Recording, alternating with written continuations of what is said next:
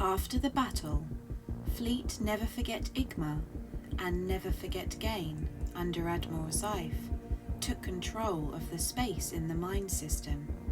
Invasions of their remaining targets could commence.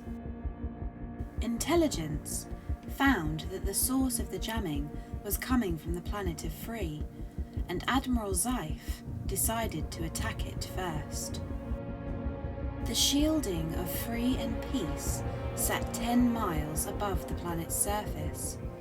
The only way to enter any shielding was to travel at the correct speed. Unfortunately for Yertle, the speed to enter the shielding was slow, and as difficult as that was, there would be more to overcome.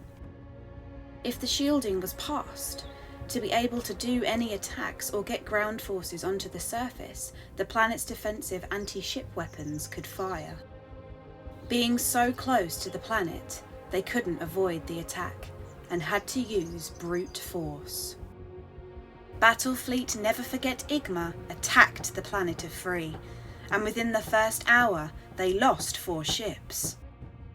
The next hour, 8 ships were destroyed in the sky, with 2 crashing to the surface, colliding into the city of New Summer.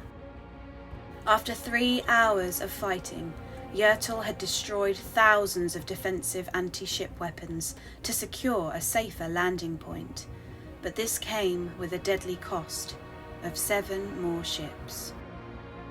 4 hours in, transport carriers moved to the shielding. Then, the transports with the ground forces within entered. Hundreds of thousands entered the shielding and passed through, racing to the ground under attack. Even though Yertle had knocked out many of the planet's defences, Unity had smaller ones lying in wait with their advanced AIs. The smaller anti-ship weapons didn't amount much damage to the larger ships, but they weren't the real targets. Thousands of transport ships burst into flames and exploded as they descended to the surface. Unity's AIs had hacked into them, causing complete system shutdowns of thousands. They fell from the sky to their deaths.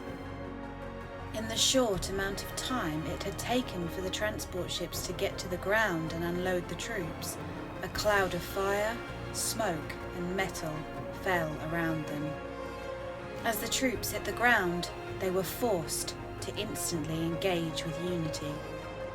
Admiral Zeif's mistake was not attacking the shielded planets first.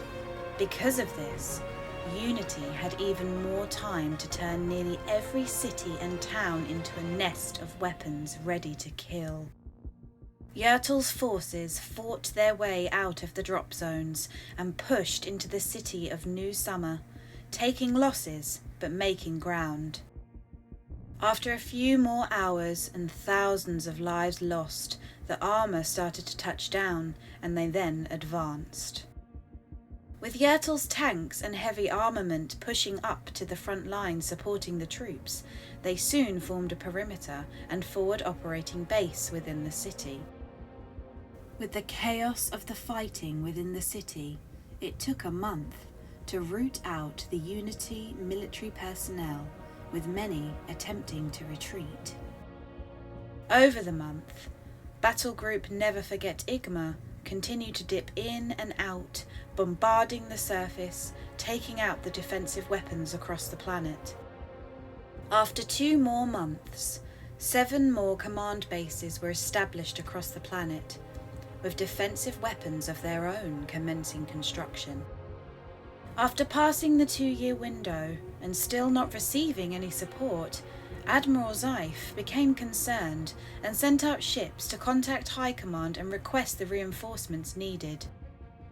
Now they had established a reasonable safe entrance to the surface of the planet, Yertle soon started to spread out even more to fight across new lands, moving towards the shielding sources. But it wasn't without issue. The more they pushed, the harder Unity's defences were. Uncountable lines of trenches and bunkers running across the world with forests and anything with cover had a trap or species waiting to attack. Town after town, city after city, slowly fell to Yertle. Every town or city Yertle moved close to, Unity's military started attacking from, slowing Yertle down. The longer the fighting went on for, the more the skies became safer. This allowed Yertle to bombard the locations that were once unsafe to send ships. After 18 months, the final battle started for the source of the shielding. The shield city that had its own shielding above it brought Admiral Zeif more problems than he ever could have imagined. It cost him his air superiority. The shielding sat half a mile above the ground. Apart from low-flying planes designed for in-planet travel, they had only one option. March their army in and under, push through the defense lines and take the city by force. After 3 months of blood and death, Yertle finally took the surface of the city. Then the fight for the underground started. They proceeded down, taking level by level, losing more and more as they went, but good advancements were made.